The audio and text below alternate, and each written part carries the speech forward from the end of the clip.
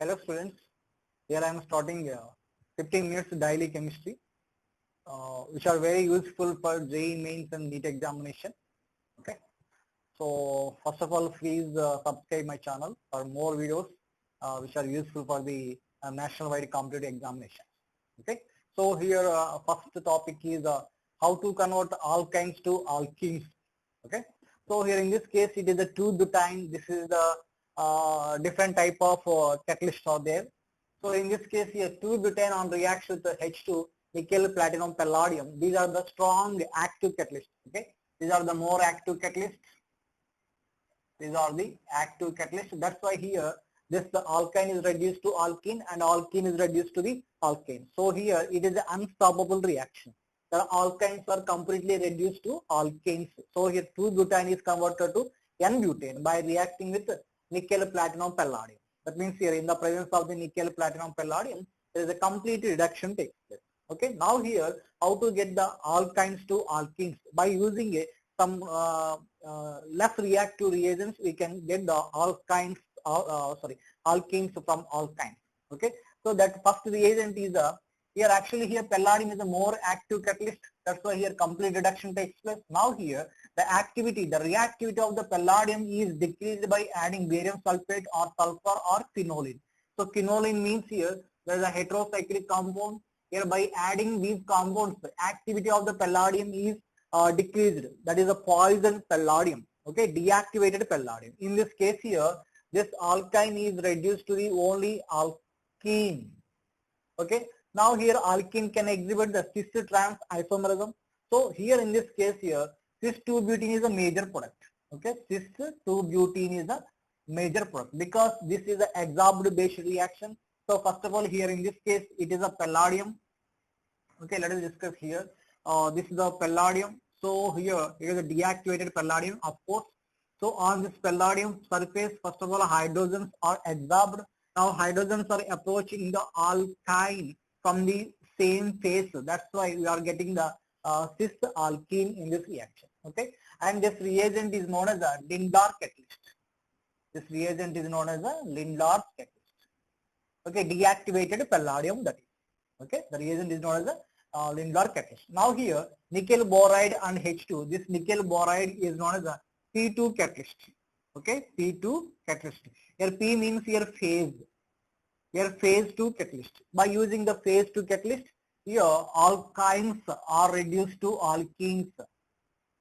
Alkynes are reduced to alkenes. Here also cis-2-butene is a major product. Okay.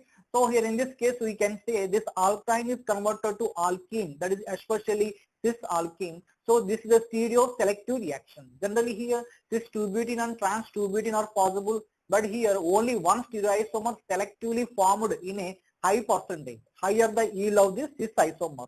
That means here only one isomer selectively formed. That's why this reaction is called the stereo-selective reaction. Okay, this conversion is a stereo-selective reaction. Now here by using borane followed by acetylosis reaction. So generally here first of all this BH3 molecule is added. BH3 molecule is added from the same phase. Okay. So now here by reacting with the CH3COOH, we can say like this here, that in this case it follows a transition state. First here addition of the BH3 actually.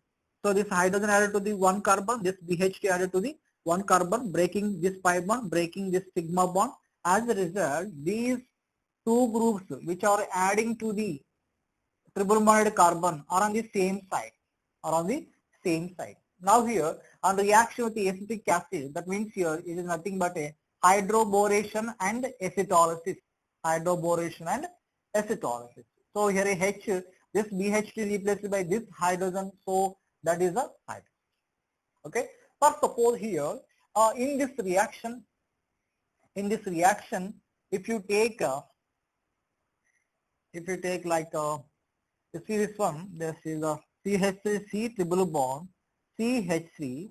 So on reaction with BD3 tetrahydrofuran solvent, and next one CH3COO D actually. So here in this case again we will get the cis isomer, but here we can see D and D in the product. Okay, that's it. So now here next reaction with the sodium, potassium and liquid ammonia.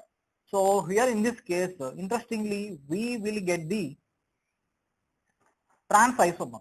Okay, trans isomer. Here why trans isomer is produced? So first of all here, this pi electrons are transferred to one carbon. Okay, this carries a positive charge, this carries a negative charge.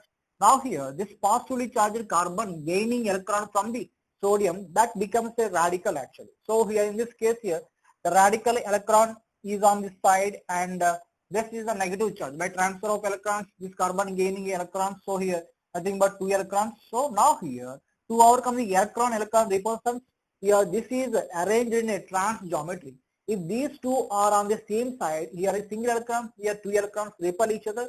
That's why these two are in a placed in a trans position. Now here, this is nothing but negatively charged carbon. Okay. Now this is accept the proton from the ammonia. So as a result, CH3C double bond C, H, here CH3 and this is a single electron. Now again, this one gains another one more electron, that is radical carbon gains one more electron. So that becomes a negatively charged carbon again. So here CH3, this one 2 electrons. Okay. So now here, again this one accept the hydrogen from the ammonia. So finally, here we got trans 2-butene as a major product. Okay. So all these are the stereoselective reactions because in these reactions only one stereoisomer is formed in a major product. Okay. That's it.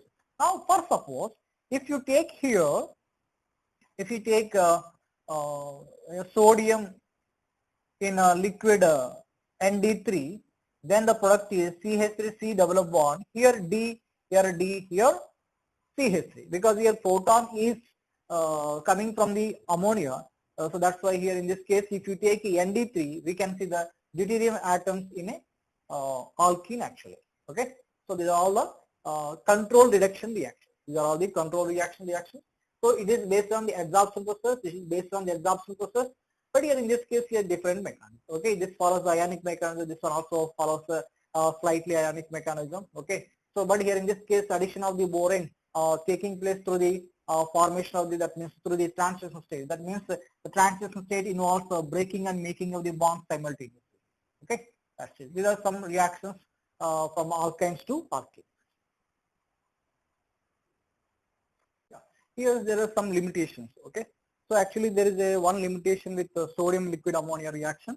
So here see in this case H2 palladium carbon and our catalyst, this alkyne is reduced to the alkene only. Okay, that one propene is a product. Of course here propene does not exhibit the geometrical isomerism.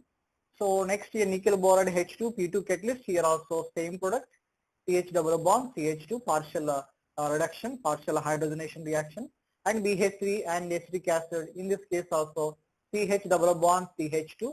And next year by reaction with sodium liquid ammonia, here reduction is not possible. It is a terminal alkyne actually. Okay, it is a terminal alkyne. That means here that is a one alkyne. Triple bond is present on the first carbon. So in this case, the hydrogen which is attached to the sp carbon is somewhat acidic in nature, and here sodium or potassium are the alkali metals. That's why just acid base reaction takes place. In this case, no reduction. Just acid base reaction, no reduction with the sodium liquid ammonia with terminal alkynes actually. That reduce only internal alkynes, 2-butane, 2-pentane, 3-hexane like that. Okay. So one alkyne means here 1-butane, 1-propane and 1-pentane. Whatever it is, all terminal alkynes cannot be reduced by the sodium or liquid ammonia. Just acid base reaction takes place. Okay. Next. So based on this one, is a one previous question. Which of the following is the most suitable reagent for the given conversion? So here conversion is ethane to ethylene. Here by using H2 palladium carbon, that ethane is completely reduced to the ethane. It is an uncontrolled hydrogenation reaction because palladium is an active catalyst. Okay. And next here, sodium liquid ammonia. With this case, 2 acidic hydrogens are there. So here, just we got sodium acetylide, acid base reaction takes place and H2 gas is produced. Next here, with reaction sodium amide, here also NH2 minus here, strongly basic in nature. That is a conjugate base of the ammonia. Ammonia is a weaker acid, but NH2 minus is a strong base Okay, so weak conjugate base of the weaker acid is a strong base. Now here in this case, again acid base reaction takes place with releasing of the ammonia. Okay, with releasing of the ammonia. Okay, and next here H2 palladium carbon barium sulfate. It is a Lindor catalyst. That means here it is a poison catalyst, deactivated palladium by adding barium sulfate. So in this case, that alkyne is only reduced to the alkene. With Lindor catalyst or with phase 2 catalyst nickel boride, there is no acid base reaction. That alkynes are just get hydrogenated to the alkenes. Okay, so the suitable reagent for this conversion is B. Okay, that's it. Yeah. So this is some more example here in this case. It is a previous IDG advanced question. So in this case, H2 palladium carbon barium sulfate, here alkene is not affected, but alkyne is affected. So here this alkyne is converted to cis alkene.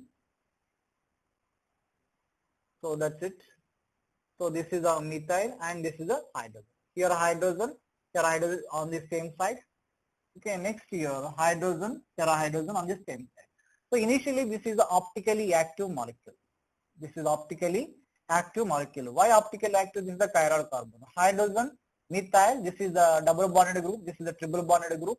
Okay, so that is optically active. But here after reaction with H2 palladium barium carbon barium sulfate, here these two are structurally same. That means here CH3, CH3 structurally same as well as configurationally also same. So this is not a chiral carbon. So it is optically inactive compound. Optically inactive compound. Now here the reaction with sodium liquid ammonia, that gives a trans alkene. This one is a CH3. This is a hydrogen. So here a hydrogen, here hydrogen. This here a hydrogen, this hydrogen trans. Okay. That means here these two are structurally same but configurationally different. Okay. Here structurally same groups but configurationally different groups. So in this case, it is considered as a chiral carbon. It is considered as a chiral carbon. So here this compound is optically active compound. This compound is optically active compound. And here the relation between these two is a diastereomers, because in this case cis here cis trans, these two are not the mirror images. Okay, so just these are the diastereomers. This is the optically inactive compound. This is the optically active compound. Okay, that's it. Now here in this case also, here this alkyne is reduced, this alkene is not reduced. So here in this case, this double bond is not affected. So this one converted to cis alkene, here hydrogen, this is the hydrogen. And next in this case, sodium liquid ammonia, this is converted to trans one. So here this double bond and this double bond. Here a hydrogen, this is a hydrogen. Okay, so that is a controlled hydrogenation reaction. That means which are useful for the conversion of alkynes to alkenes. Okay, so we have many questions in previous examinations from this concept. Okay, thank you for watching. Please subscribe my channel for more videos like this. 15 that means 15 minutes diary chemistry. Okay, which is very useful for JEE mains and NEET examination.